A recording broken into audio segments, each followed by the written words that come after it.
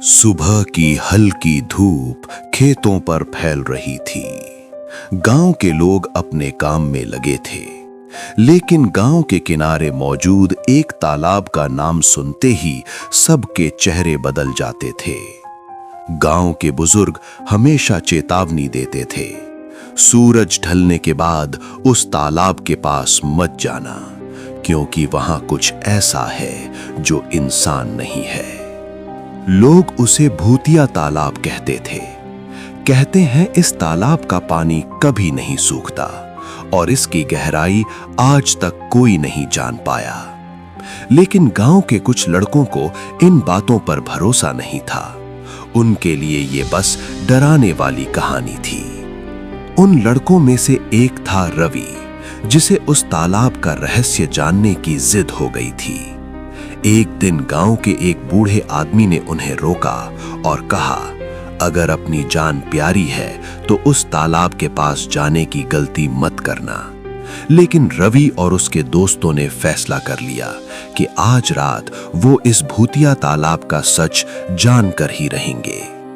धीरे धीरे शाम होने लगी और लोग अपने घरों में बंद होने लगे, क्योंकि रात होते ही उस तालाब के आसपास अजीब आवाजें सुनाई देती थीं। रात के करीब 9 बजे रवि और उसके 3 दोस्त टॉर्च लेकर चुपके से उस तालाब की तरफ निकल पड़े।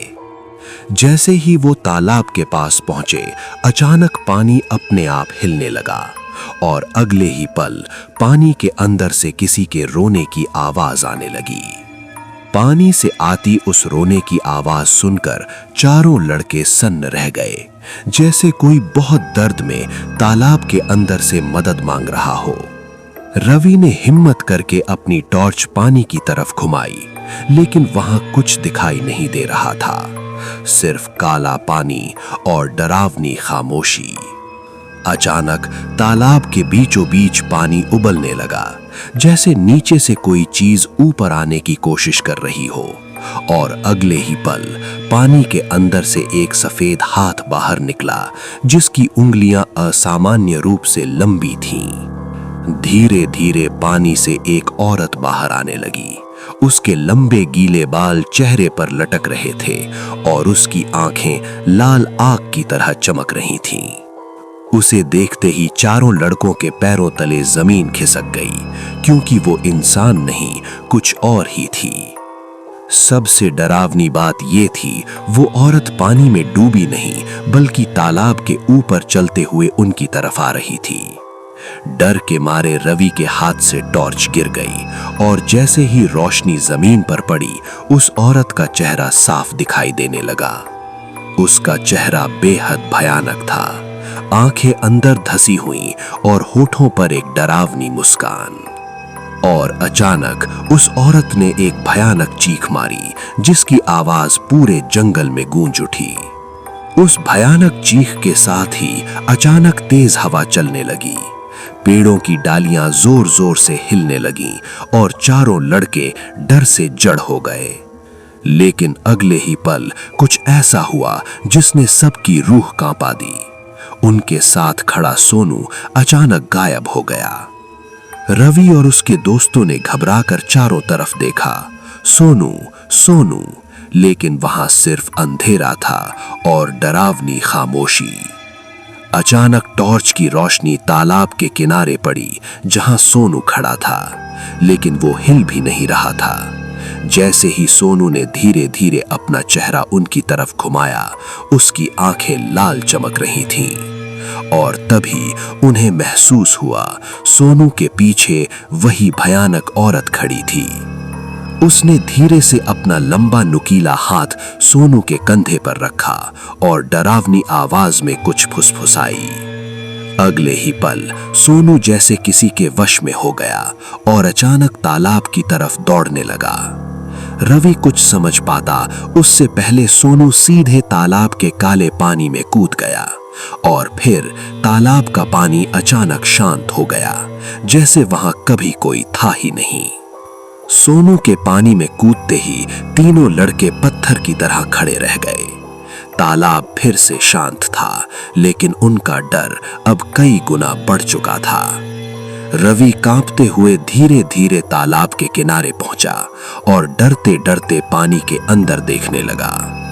जैसे ही टॉर्च की रोशनी पानी पर पड़ी, उसे लगा जैसे पानी के नीचे कई परछाइयां तैर रही हों। और फिर अचानक पानी के अंदर से कई डरावने चेहरे दिखाई देने लगे, जैसे कोई उन्हें नीचे से घूर रहा हो। अचानक तालाब के अंदर से एक ठंडा हाथ निकला और उसने रवि की टांग कसकर पकड़ ली। रवि जोर से चिल्लाया। उसके दोस्त उसे पीछे खींचने लगे, लेकिन वो हाथ उसे पानी की तरफ घसीट रहा था। और तभी उनके पीछे से वही भयानक औरत फिर से दिखाई दी। उसकी लाल आंखें अंधेरे में चमक रही थीं। उसने तालाब की तरफ इशारा किया, जैसे वो उन्हें दिखाना चाहती हो कि असली डर अभी बाकी है। अचानक तालाब का पानी हल्का नीला चमकने लगा और उसके अंदर से कई हाथ बाहर आने लगे। ये देखकर तीनों लड़के डर के मारे भागने लगे, क्योंकि अब वो समझ चुके थे कि ये तालाब सिर्फ एक तालाब नहीं, एक मौत का जाल है। तीनों लड़के जान बचाकर जंगल के रास्ते भागने लगे। उनके दिल इतनी तेज धड़क रहे थे जैसे अभी सीने से बाहर निकल आएंगे।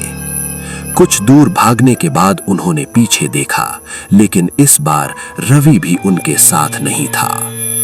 उसी समय रवि फिर से उसी तालाब के किनारे खड़ा था, जैसे किसी अदृश्य ताकत ने उसे वापस बुला लिया हो। और फिर उस काले पानी से वही भयानक औरत एक बार फिर बाहर आने लगी। उसने धीरे से अपना हाथ रवि की तरफ बढ़ाया और उसकी डरावनी आवाज गूंज उठी। कई साल पहले गांव वालों ने इसी तालाब में एक औरत को डुबो दिया था, क्योंकि उन्हें लगा था कि वो चुड़ैल है।